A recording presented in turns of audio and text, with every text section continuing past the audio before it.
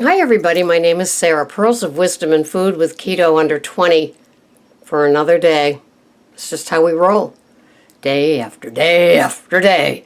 So, here comes another weekend, and how are you going to handle it?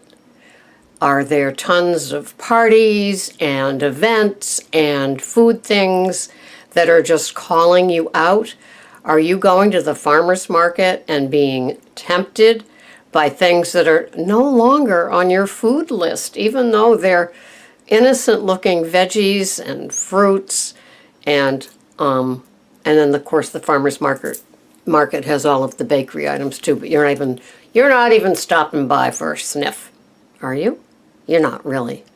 So how do we handle all of these pulls? We have to remember to stay true to what it is that we're eating. If your treat is now something like mine, which would be a head of locally grown organic lettuce, if you told me that a few years ago, I'd be going, right, sure. But yeah, alas, that's what it is today. And I'm okay with that because I am staying true to my Keto Under 20.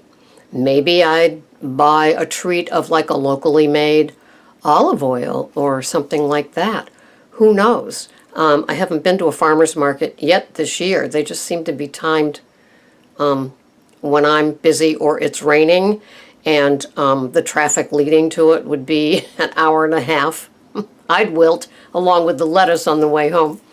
So another weekend, another place where you may find yourself tempted by things that may not be in your best interest, right? It's true.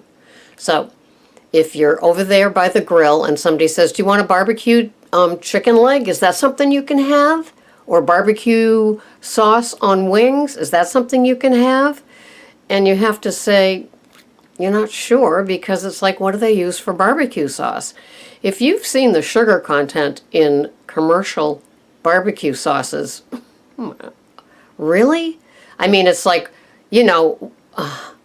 why don't you just dip your damn wing into a vat of honey and put it on the grill? It's just incredible how the mass marketers and commercialized barbecue people have just sweetened our sauces to this incredible place. I mean, now we expect to taste a sugar-coated piece of chicken or wing, or, well, there's chicken, or rib or something like that. And it didn't used to be that way, but now, alas, it is. And you can't really trust somebody else's salad, what they might have put in it. And if you do, pull out your tracker and add it to it, because you really want to keep on top of all of these things, especially if it's a long weekend. And as you know, I'm not a fan of keto-fied items, that I tend to stick true to just a 4-ounce, 3-ounce piece of item of protein.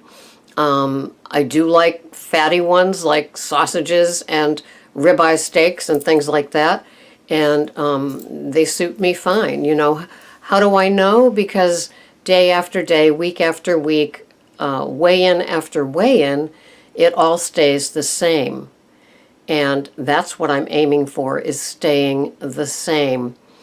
Nobody really wants to be a buzzkill, and sometimes it can feel like we're buzzkills with staying strict and structured. Now, Dr. Berg said in one of his videos that the key to his keto food plan is to do it long enough so if you do take a meal off, that getting right back onto keto won't be a difficult thing to do.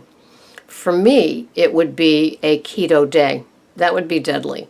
And, and then you add a second and a third run of it, and before you know it, it's so hard to get back. And that sounds so like, really? How could it be hard to get back? You just have a burger and a salad with lots of EVO on it, and you're all set. You just have a few eggs, maybe with some melted cheese on it, maybe with some bacon, and you're all set. Why is it so hard to get back?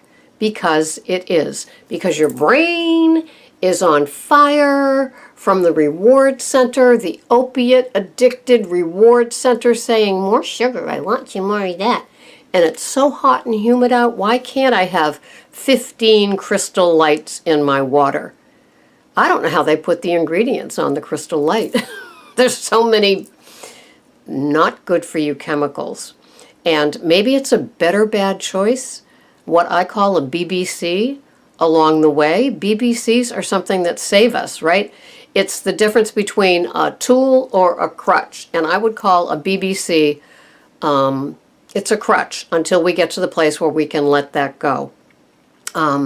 Meaning things like Crystal Light, things like Diet Coke, things like sugar-free items like gelatin and other things. Those things are crutches along the way until we can toss them aside because we've got a firmly in place solid tool. And we want solid tools in our arsenal of like what we can have if we're a guest someplace, or if we're at a restaurant someplace, or if we find ourselves, having company that goes shopping and to bring in all their faves, or, the sister-in-law that makes this unbelievable yada, yada, yada, and every year you've had it because every year you weren't keto before.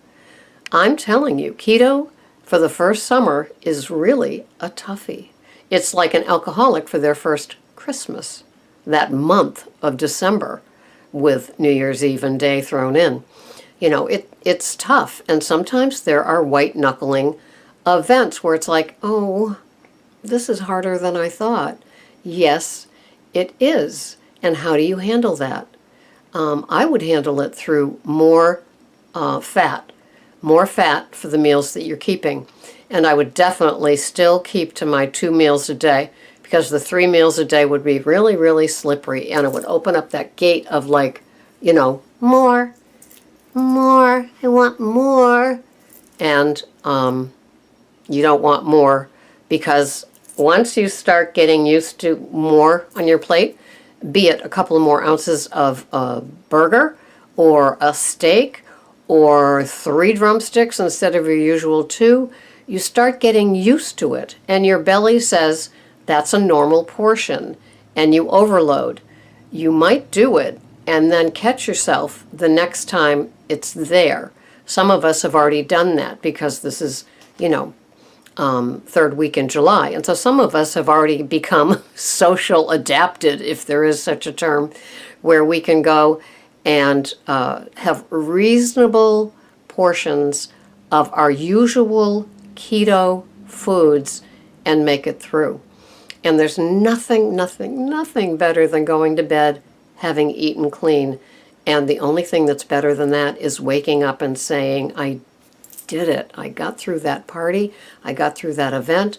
I got through that tray passed by me for the umpty-umpth time saying, no thank you. I didn't harp on what I'm doing with my food plan. I just said, I just say no grains and sugars, no grain, sugars, or fruit.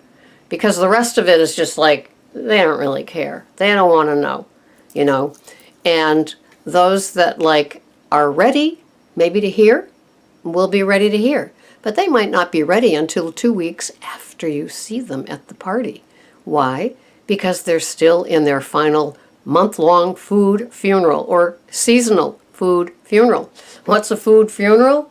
You know what that is. All the old favorites that you used to have every summer. And one of them begins with S, and you have it at the end of the meal, and it's like to die for. And if you're sitting around the campfire, you might not be able to sit around the campfire. You just have to protect yourself. And, it's like, yeah, Sarah's a buzzkill about that. Well, I am. Because once you have that sugar, one bite is way too much for your brain. It's like crystal meth. It's just lighting up your brain saying, have more, have more. And don't think that taking a bite from somebody else's after dinner treat is going to be okay. And one of my dearest foodies here, Pickles here, talks about it. She had a friend. They were, I think the friend was traveling and coming through her town, so they stayed with her and they went out to eat at a restaurant. and she was new to keto, and her friend ordered, her Weight Watcher relapsing friend ordered a dessert, and she asked for a bite, and it haunted her. And today, when she mentions it, sometimes I'll see her, do a comment on a podcast or what somebody says. She'll mention it, and it's like it was the night before. This graphic detail about what it did to her and what her brain did and how you're fighting that. You don't want to be fighting that, like if you do that on a Friday and your company's here till Monday morning when they leave, at 0 dark 30. You don't want to be fighting that brain thing for the rest of the weekend. And you also don't want to be caving. So, as you get into your weekend, think long and hard. What would Sarah do?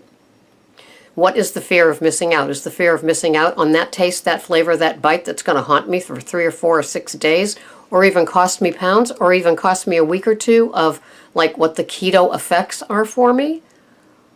Or is the fear of missing out, is the fear of missing out coming back to watching a podcast on Tuesday or Wednesday about Keto Under 20 and going, why didn't I do that? How come I didn't? Well, pack your bags, serve the keto things. People aren't even going to know.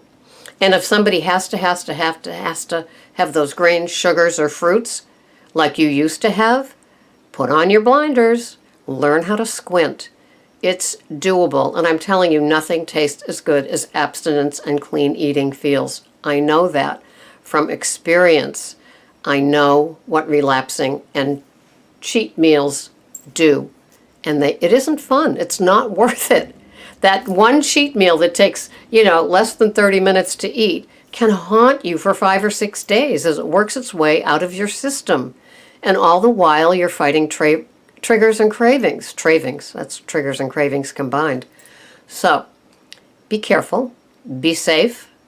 Contact me or somebody else if you need to. I'm usually right on my messages and comments. So, have a wonderful weekend, stay keto clean, and I'll see you around the corner. Bye-bye for now.